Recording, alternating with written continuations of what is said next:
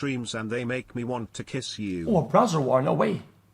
The World Wide Web is arguably the most critical pillar of human civilization today. John Perry Barlow called it cyberspace, the new home of the mind. In his Declaration of Independence of Cyberspace, he said, "We are creating a world where anyone, anywhere, may express his or her beliefs, no matter how singular, without fear of being coerced into silence or conformity. Freedom on the web has caused governments to fail. It's minted millions of new millionaires, and has allowed this one humble cat to be viewed trillions of times. But there's an existential threat to this openness. We tap into cyberspace via web browsers, with Chrome, Safari, Edge, and Firefox accounting for over 90% of the market share. All these browsers share technology." Hold on.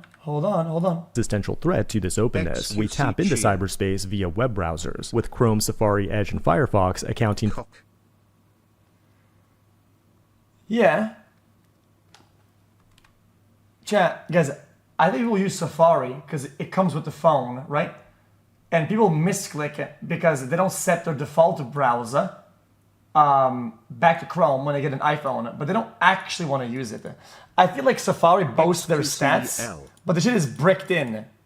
Like, when I click a link, it opens on Safari. I don't actually want to use it, but they probably put me as a user. That shit's trash. Or over 90% of the market share. All these browsers share technology or funding controlled by Google. Thank God Google's not evil, but hypothetically, if it was evil, it could pool its resources to exterminate all cat memes from the internet. As a society, we can't allow that to happen, and luckily, there's someone actually doing something about it. It is August 12, 2024, and you're watching the Code Report. He who controls the spice controls the universe, but he who controls the browser controls the internet. You may not realize it, but the browser wars are raging right now. Firefox just launched tabs managed in the sidebar, which was already supported on the increasingly popular Arc browser, but as we speak, two separate open source browsers built in Rust are trending right now. Verso, which is built with the Servo engine, and Blitz, a super minimal web renderer. But I want to talk about something even more ambitious, a futuristic open source browser called Ladybird. In October 2018, Andreas Kling, a software engineer who worked on WebKit at Apple and Nokia, had just gotten out of a 3-month Swedish rehab program.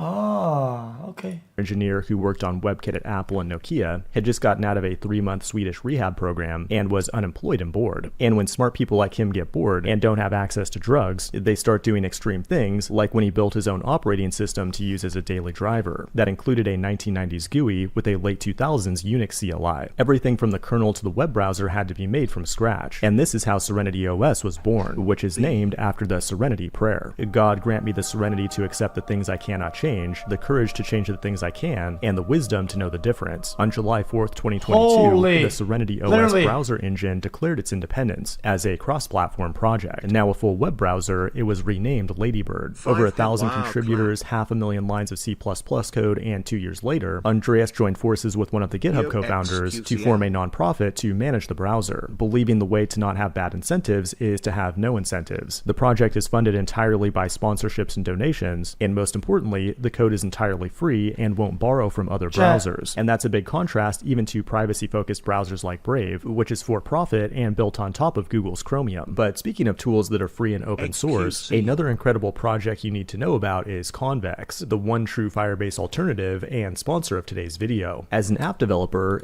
Are you fucking kidding me? There is absolutely no shot.